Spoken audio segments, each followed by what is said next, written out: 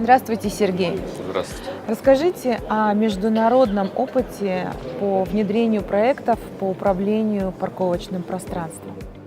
Ну, если мы будем говорить в общем о международном опыте подобных проектов, то можно сказать, что внедрение новой технологической стадии умных парковок во всем мире началось не так давно. То есть, примерно несколько лет назад, около 5-6 лет назад, мегаполисы мира начали обновлять свою инфраструктуру и внедрять новые технологические концепции в управлении парковочным пространством.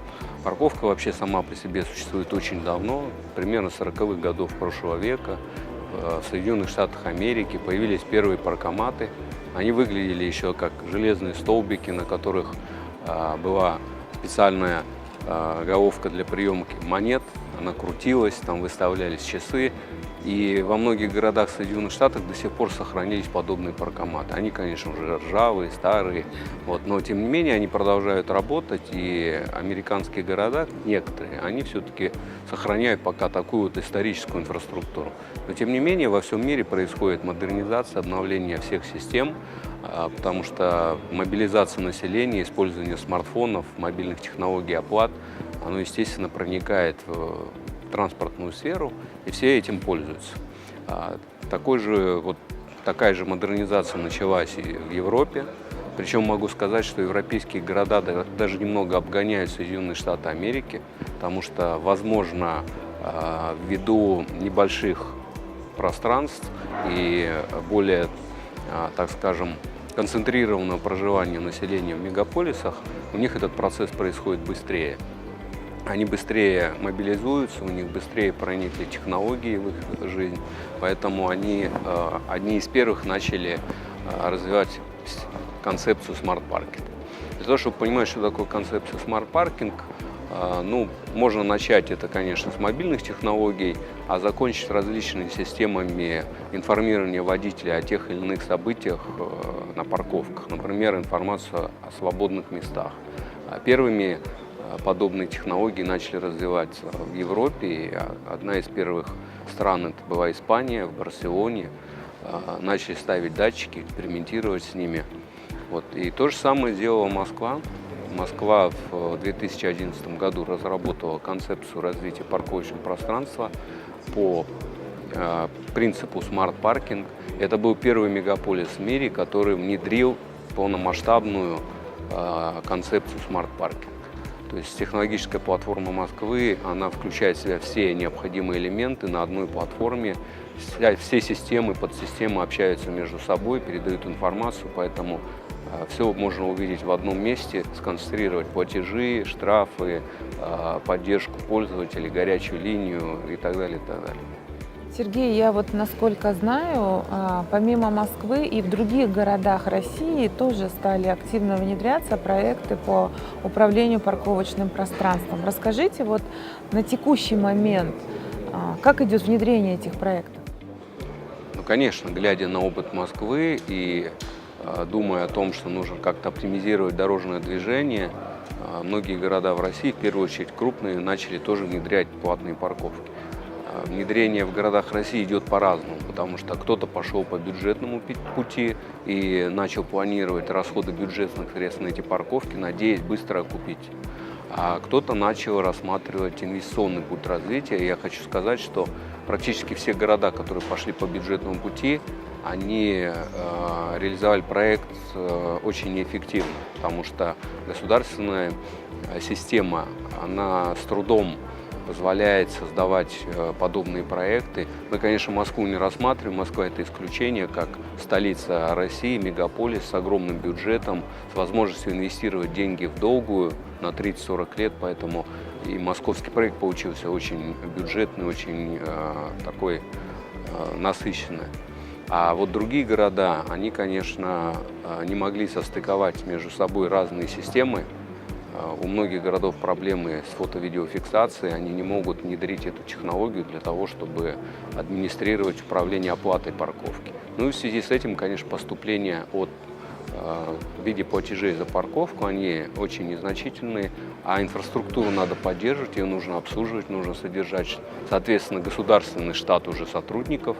Поэтому, на мой взгляд, самый правильный, самый эффективный путь развития платных парковок в России, в городах, это, конечно, инвестиционный путь. По такому пути пошли несколько городов, это, например, Краснодар, Красноярск, Ростов-на-Дону. Вот, кстати, с 23 числа в Ростове-на-Дону была запущена платная парковка уже в боевом режиме, так называемом. Начали взимать средства. Это тоже инвестиционный проект. Поэтому, конечно, все зависит от того, каким путем идет город. Технологически системы все похожи, потому что все берут пример с Москвы. То есть модель, да? Да, как модель. Выстроена модель. Так выстроена модель. Но Москва все-таки субъект, а другие города, они муниципальное образование. Поэтому здесь есть и различия в нормативно-правовом регулировании платных парковок. Поэтому здесь есть специфика, ее надо учитывать. И те города, которые просто пытались скопировать опыт Москвы, они, конечно же, можно сказать так, потерпели неудачу в том, что просто этот опыт слезали. Его нужно было корректировать. Сергей, вот вы часто бываете в Астане, и как специалист, эксперт, как вы можете оценить, вот с вашей точки зрения, с экспертной, технологические возможности транспортной инфраструктуры столицы? Какие перспективы вы здесь видите? Я бы оценил потенциальные возможности транспортной инфраструктуры высоко. Почему? Потому что город новый, он только строится, и вам, в принципе, нет необходимости решать старые проблемы, то есть застаревшие проблемы. Да? Проблема, например, российских городов была в том, что они строились еще при Советском Союзе. И когда не было такого количества автомобилей, дороги узкие, вот, например, если взять центр Москвы, понятно, что там ничего нового построить не получится. Там нужно оптимизировать движение, менять схему движения, пытаться развивать метро как подземный вид транспорта, потому что маятниковая миграция Москвы, утром в Москву в центр, вечером из центра обратно, она, конечно, накладывает очень серьезный отпечаток, и нет никакой возможности быстро, вот такой ближайшей перспективы, эту ситуацию изменить. Для этого нужно развивать Подмосковье, опять нужны деньги, инвесторы, рабочие места и так далее. У Астаны ситуация другая, потому что в Астане нет такой маятниковой миграции. Да? Астана – новая столица, и, в принципе, она построена для того, чтобы люди в ней жили и работали. Поэтому в этом отношении транспортная инфраструктура столицы, она, конечно, имеет больше возможностей технологических, чем, например, та же самая Москва. Понятно, я смотрел на дороги, видно, что дороги строятся сразу с дублерами, строятся сразу с парковочными местами на дублерах, что закладываются новые маршруты автобусов, обновляется автобусный парк. И я думаю, что перспективы, они достаточно серьезные. А вот вы сказали, что все-таки инвестиционная модель, она более, скажем так, привлекательна, да, в определенных проектах, которые связаны с общественным транспортом.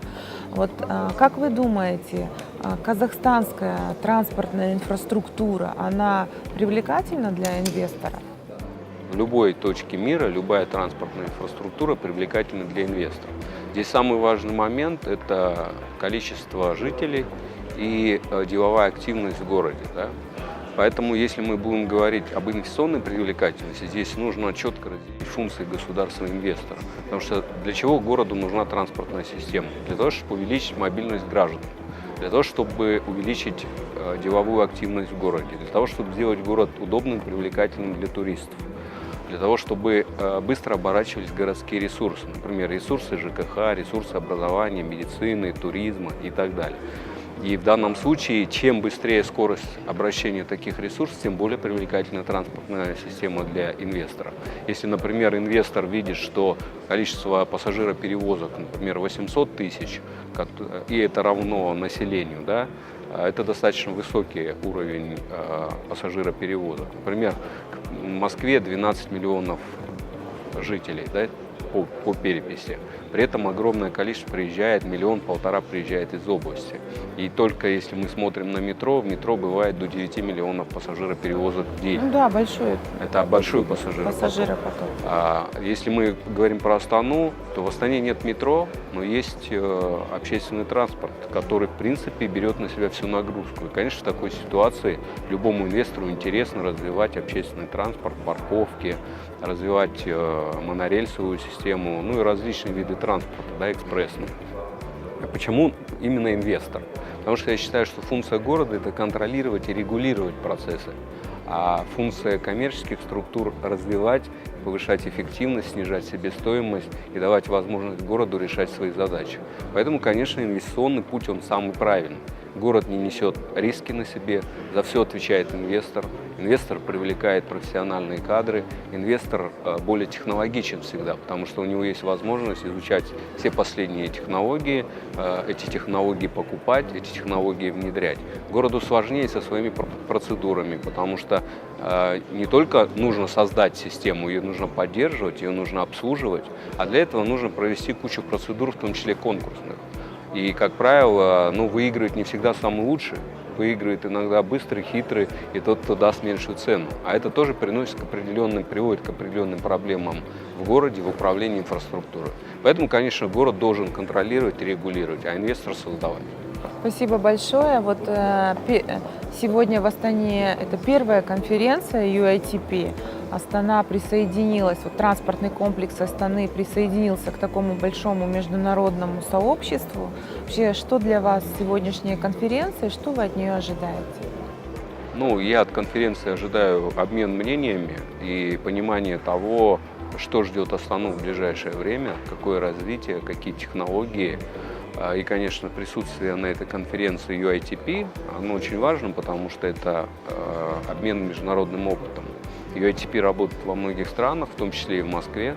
И, конечно, оценка этой организации потенциала, о чем мы говорили, Астаны в транспортной сфере, очень важна.